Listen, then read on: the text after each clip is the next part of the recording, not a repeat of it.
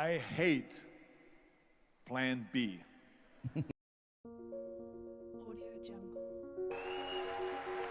And I tell you why.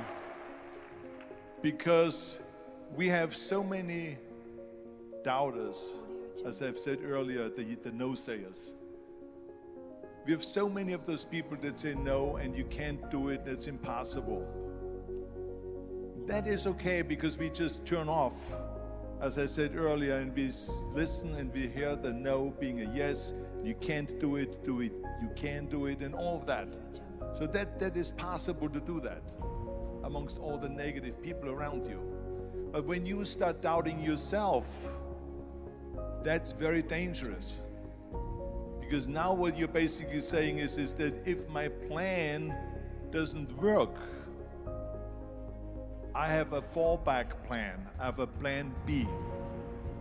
And that means that you start thinking about plan B, and every thought that you put into plan B, you're taking away now that thought and that energy from plan A.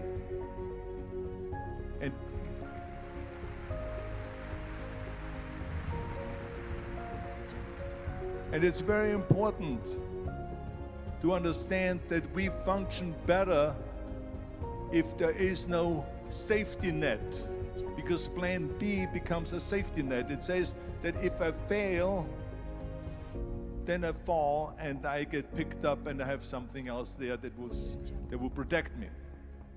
And that's not good, because people perform better when there's no safety net.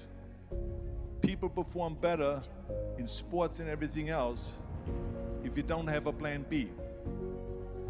I'm telling you, I've never ever had a plan B. I made a full commitment that I'm gonna go and be a bodybuilding champion. I made a full commitment that I'm gonna be in America. I made a full commitment that I'm gonna get into show business and I'm going to be a leading man. No matter what it takes, I will do the work. I will do the work over and over and over until I get it. And the same was in politics and everything like that. So to me, it is very dangerous to have a plan B, because you're cutting yourself off from the chance of really succeeding. And the reason, one of the main reasons why people want to have a plan B is because they are worried about failing. What is if I fail, then I don't have anything else? Well, let me tell you something, don't be afraid of failing, because there's nothing wrong with failing. You have to fail in order to climb that ladder. There's no one that doesn't fail.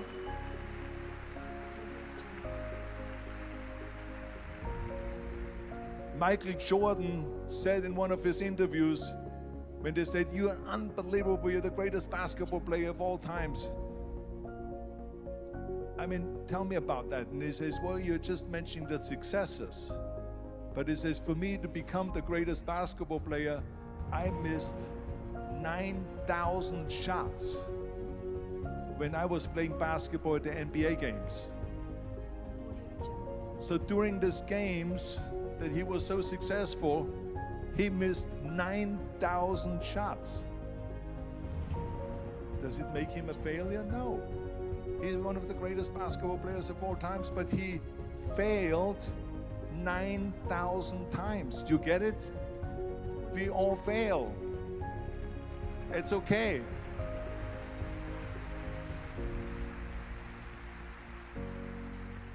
What is not okay is that when you fail, you stay down. Whoever stays down is a loser. And winners will fail and get up, fail and get up, fail and get up. You always get up. That is a winner. That is a winner. I failed in bodybuilding. I lost bodybuilding competitions. I lost powerlifting competitions. I lost weightlifting competitions. I had movies that went in the toilet and that were terrible and got the worst reviews. And in politics, I remember I had many of the initiatives on the ballot, and we lost. My approval rating in California went down to 28%. And then it went back up again, and I won again the governorship. Hey, we all lose. We all have losses. This is okay. And this is why I say don't be worried about losing, because when you're afraid of losing, then you get frozen. You get stiff. You're not relaxed. You got to be, in order to perform well in anything, if it's in boxing or if it is on your job or with your thinking, is only happening when you relax. So relax. It's okay to fail. Let's just go all out and give it everything that you got. That's what it is all about. So don't be afraid to fail. What can you do for your fellow member around you that maybe needs help? I felt like that everyone has a different motivation why you get into that. I was an immigrant going to America, and I saw how America was the most generous country in the world. I mean, they opened up their arms to me, they helped me, they invited me for Thanksgiving dinner. The people, they brought me, the bodybuilders in the gym brought me plates to my apartment because I had no plates, I had no silverware, I had no bedware, I had no pillows, I had no blanket, I had no TV, I had no radio, I had nothing. They brought it to my apartment. They helped me. And I saw that firsthand, this generosity in America. And I said to myself, as an immigrant that is being embraced with open arms, that I need to go and make sure that I give something back. That because I started thinking about how did America become such a great country? How did America become such a generous country? Well, I look back in history and I realized that people have fought for America, and people have died for America, and people have suffered for America. And so it's my job now to contribute to keep it as being the #1 country in the world. And this is when I started feeling obligated, and I said to myself, so what can I do? I'm a bodybuilder, what can I do?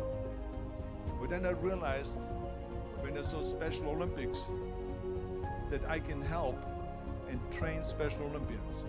And so we started getting involved in Special Olympics, and in no time I proposed to them to start powerlifting in Special Olympics, to have deadlift, which was a safe thing to do, and to have bench press, which was a safe thing to do. And it became the #1 sports in Special Olympics, powerlifting. They always have a packed hall of 5,000 people. And I became the national trainer and the international trainer of Special Olympics.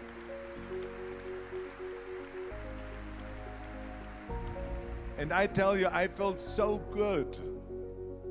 I felt better than winning a bodybuilding competition, going to one of their competitions and seeing 100 of those athletes from all over the world competing in powerlifting and being happy and being included and being felt that they're equal to all of us.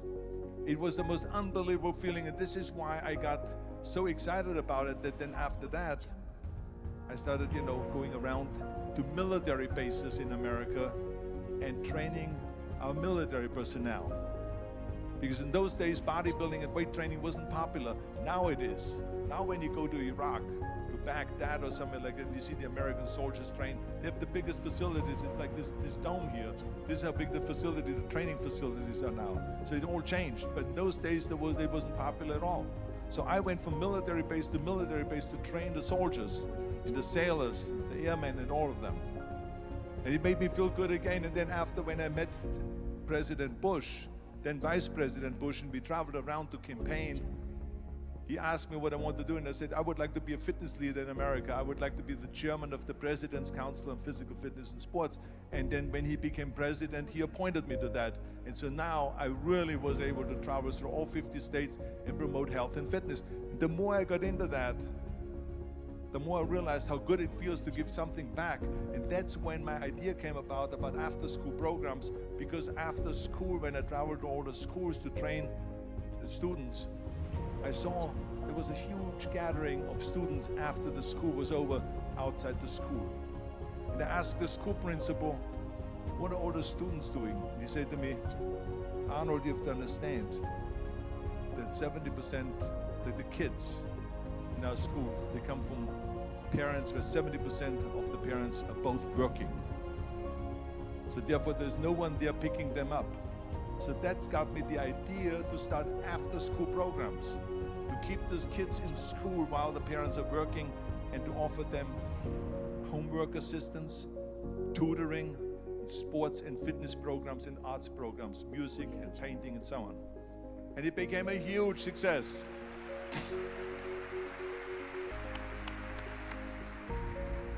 So as you know, it becomes addictive. So it becomes addictive. So then when, of course, when they became very successful, now we have after-school programs all over the United States. Then, of course, when 2003 happened, where there was a governor's race in California, I said to myself, now is my chance to jump in there and to really give everything.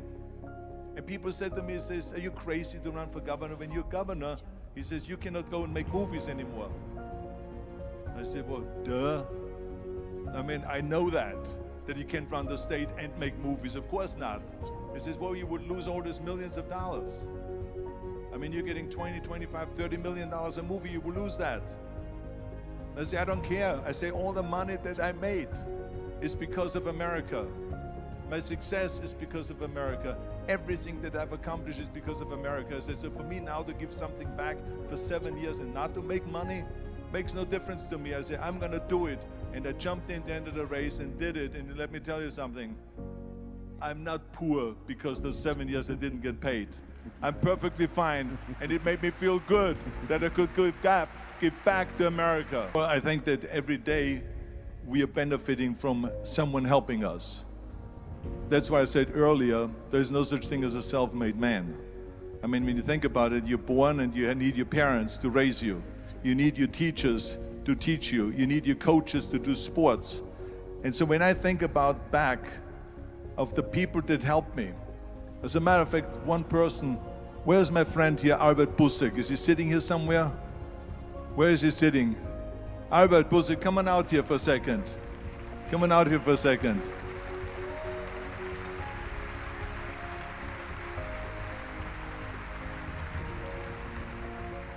The reason why I just wanted him to come out here to the front so you see him is because without Albert Busek, I would not have had the bodybuilding career.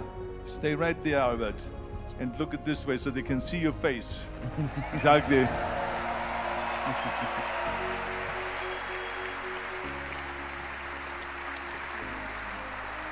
Albert Busek was the one, for instance, just to give you an example, out of the thousands and thousands of people that helped me, Albert Busek was one of them that helped me to translate into English so I could fill out my entry form for the Mr. Universe contest.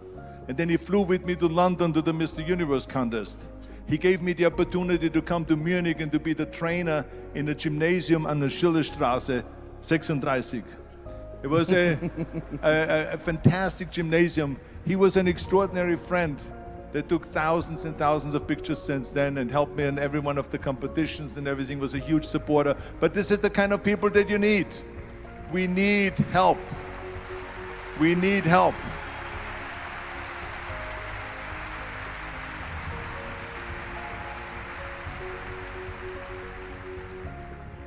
I remember that everything I did, I always needed help. Think about it when someone says, Arnold, you're the greatest self-made man.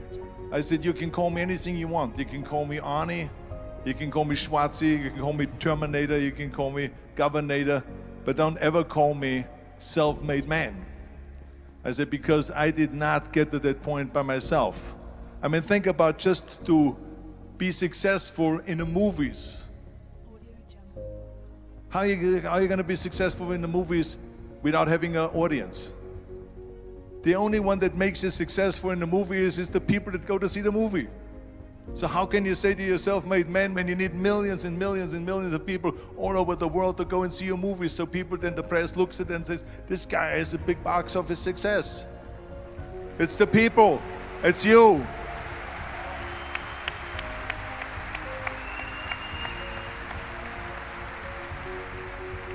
Imagine if Jürgen and I both think that we're self-made people and this hall right now is empty. No one here. Do you think this will be a successful conference? No. Who makes it successful is not him and me. We are just one little molecule that is added to the equation. But you are the ones that make this conference a successful conference. So thank you all of you for being here today. You are the ones that is making